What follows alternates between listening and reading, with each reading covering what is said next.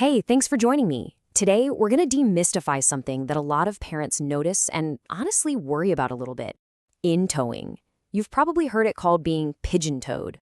If you've ever had questions about it, well, you've come to the right place. Let's get into it. You've probably seen it, right? A little one is toddling along and their feet just seem to point in toward each other.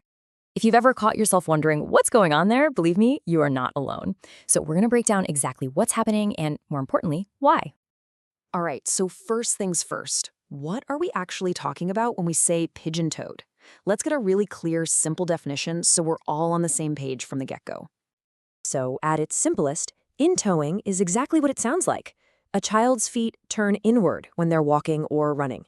But here's the key thing to understand. It's not usually a problem with the feet themselves. Instead, it's typically caused by a totally natural, temporary twist in one of the bones in the leg. Okay. And this is probably the most important thing you're going to hear today. I want this to really sink in.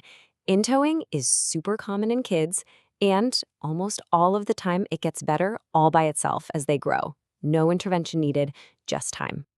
So what's actually causing that inward turn? Well, it turns out there are three main culprits. And what's really fascinating is that each one is typically linked to a different stage of a child's early development. And here they are. For infants, it's often something called a hooked foot. For toddlers, we see tibial torsion. And for preschoolers, it's usually inset hips. Three different causes for three different age groups. So let's take a quick look at each one. First up, let's talk about the babies. A hooked foot often comes from how the baby was positioned inside the womb, all curled up in a tight space. This can cause their foot to turn inwards, sometimes giving it a little bean shape. But for most infants, this straightens out all on its own in the first few months of life. Now, as we move into the toddler years, the most common cause is something called tibial torsion. This is just a fancy way of saying the shin bone, the tibia, is rotated inward. One theory is that a child's sleeping position, maybe with their feet turned in, can sometimes slow down that bone's natural process of rotating outward as they grow. And finally, we get to the preschoolers, maybe around 4, 5, or 6 years old. Here, we often see something called inset hips. Now, the twist is happening higher up, in the thigh bone, or femur, right where it connects to the hip. And what's really interesting is that we don't actually know the specific cause for this one. But just like the others, it's considered a normal part of development. Okay, so we know the what and the why. Now let's tackle a couple of those big questions that almost every parent has when they're dealing with this. Ah yes, the famous W-sit. I bet a lot of you are nodding your heads right now. So here's the deal. Kids with inset hips often find this position super comfortable. It just works with their anatomy. But the absolutely crucial thing to get here is that the W-sitting isn't causing the in-towing. It's just a symptom, a sign that their hips are rotated inward. This is another huge one. And it makes sense, right? If the feet are turning in, wouldn't some special shoes or maybe braces or inserts help to turn them back out? It seems like a logical fix, but is it? Well, the answer from the experts is a pretty clear and simple no.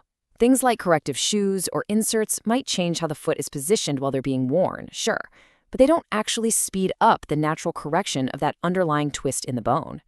Your child's body is already programmed to do that work on its own timeline. So if special shoes aren't the answer, then what is? That brings us to our final and really our most important section.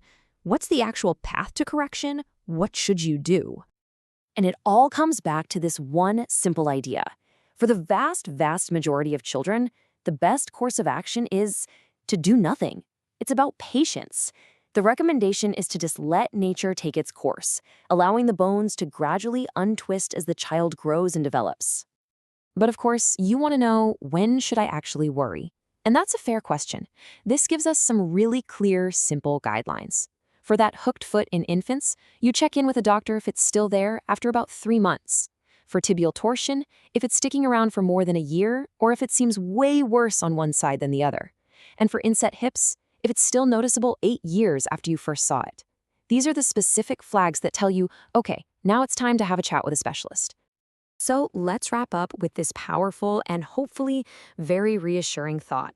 Even though it can look a little strange and it can definitely cause some parental anxiety, for the overwhelming majority of kids, the one and only treatment needed for in-towing is just time.